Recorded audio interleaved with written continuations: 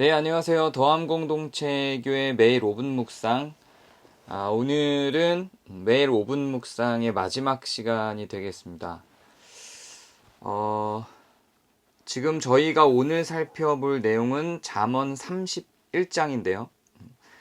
지난 시간에 우리가 잠언 30장 8절을 봤습니다. 그리고 30장 8절부터 시작해서 그 이후의 30장은 자연현상을 보고 얻는 지혜들의 나열입니다. 그 지혜들은 전부 29장까지 쭉 살펴봤던 지혜들을 최종적으로 정리하는데 그 명제 하나하나를 다 정리하는 게 아니고 그런 지혜들이 자연현상 속에서 어떻게 나타나는지를 비유적으로 살펴봅니다. 그러니까 해석이 필요하지는 않은 내용들입니다. 예를 들면 왕도 없고 작은데 지혜로운 것들을 설명합니다. 이를테면 메뚜기의 예를 들면서 리더가 왕이 없는데도 군집을 이루면서 잘 살아간다. 이런 자연현상을 본 어떤 지혜의 목록들을 쭉 나열하는 게 이제 30장입니다. 그리고 31장은 현숙한 여인에 대한 정의를 내리고 그 현숙한 여인에 대한 설명을 쭉 하는데요. 이거는 그 31장 전체에 나타나는 어떤 하나의 일관된 내용입니다. 그래서 한 절 한 절 설명할 수 있는 것이 아니라 이 31장 전체를 하나의 주제로 보고 쭉 끌고 나가야 되는 부분이라서 오늘은 이 31장을 해설하고 이제 매일 5분 묵상은 마무리를 하려고 합니다. 31장의 소주제는 현숙한 여인입니다. 현숙한 여인에 대해서 설명하는데 10절에 그 일종의 주제가 등장을 하죠. 누가 현숙한 여인을 찾아 얻겠느냐? 그의 값은 진주보다 더하니라. 이렇게 시작을 합니다. 그리고 나서 그 뒤에서 현숙한 여인의 모양이 쭉 나오는데요. 여기서 번역이 현숙한이라고 되어 있는데 이거는 굉장히 조선시대적인 그런 번역입니다. 사실은 현숙하다는 뜻이 아니에요. 현숙한 여인의 단어는 하일이라고 하는 히브리어인데 이 하일이라고 하는 단어는 유능한, 능력 있는, 강한 이런 뜻입니다. 이 하일이라는 단어 용례가 성경의 다른 곳에서는 용사를 꾸며줄 때 사용되는 단어입니다. 매우 능력 있는, 강력한, 강한 이런 의미예요. 그런데 여인에게 그런 이름이 붙으니까 아마도 이 성경이 처음 만들어질 당시에 번역자들은 그 조선시대 당시의 그 정서로 인해서 용납이 안 됐던 것 같아요. 그래서 요 강한, 유능한이라는 단어를 현숙한으로 바꿔서 번역을 해놓은 겁니다. 원래는 강한, 유능한 이런 뜻이에요. 그 다음 내용들을 한번 살펴보면 이래요. 그런 자의 남편의 마음은 그를 믿는데요. 그를 믿나니 산업이 핍절하지 않는데요. 산업이, 즉 먹을 것들이 끊이지 않는다는 얘기예요. 그런 그 현숙한 여인의 남편은. 그러니까 현숙한이 아니라 이게 능력 있는 의 의미인 거예요. 그리고 그런 자는 살아있는 동안에 남편에게 선을 행하고 악을 행하지 않는데요. 능력만 있는 게 아니라 착하기도 해요.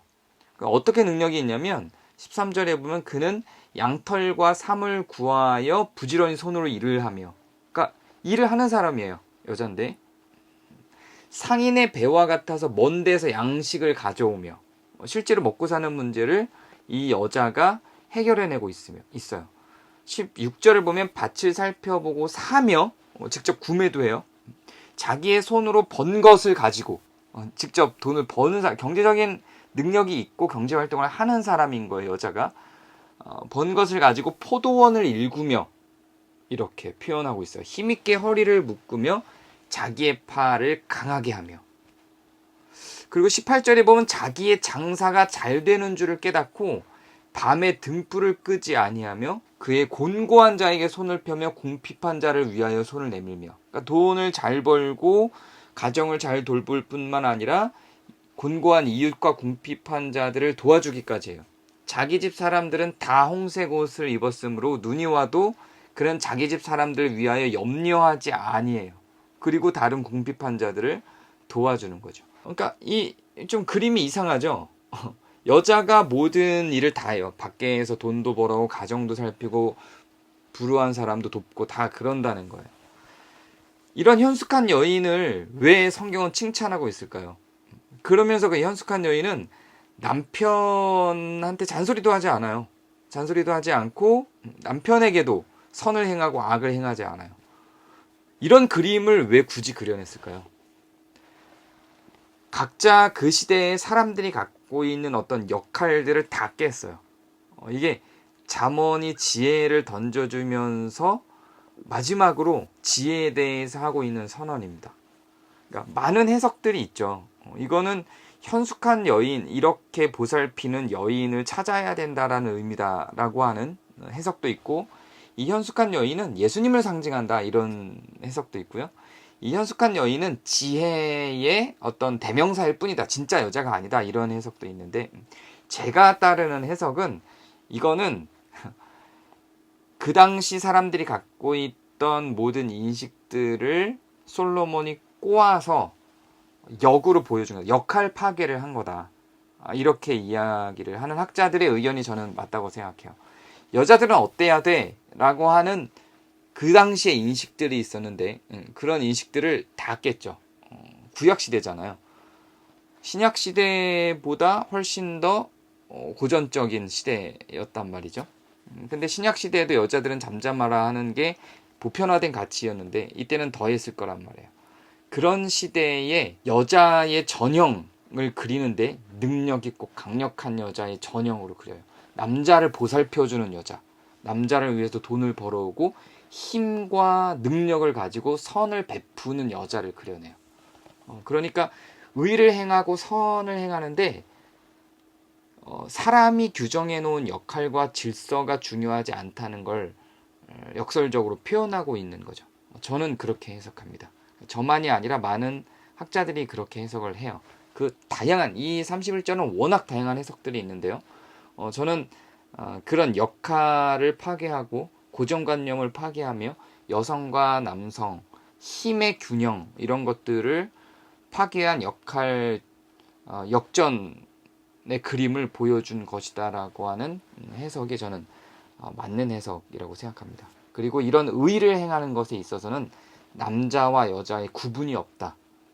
상하의 구분이 없다라고 하는 것을 보여주는 그런 장이라고 생각합니다. 우리는 모두 다 이런 현숙한 여인이 되어야 합니다. 남자이든 여자이든 상관없이 자기의 일을 감당할 줄 알고 사랑하는 사람들을 위해서 나의 땀을 희생할 줄 알고 그리고 그럼에도 불구하고 내 가족을 홍색 옷으로 먼저 챙기죠.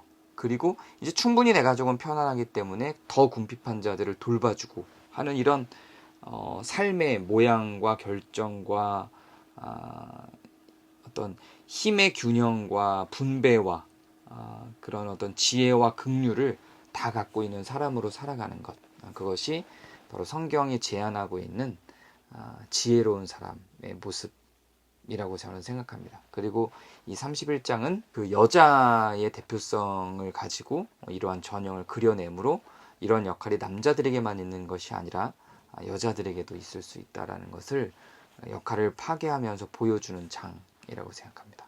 오늘 하루 여러분이 성별이 남자이든 여자이든 상관없이 현숙한 여인으로 서서 세상과 가정과 이웃을 바라볼 수 있는 눈을 갖는 하루가 되시길 바랍니다. 그동안 잠언을 쭉 따라오느라고 정말 수고가 많으셨습니다. 감사합니다.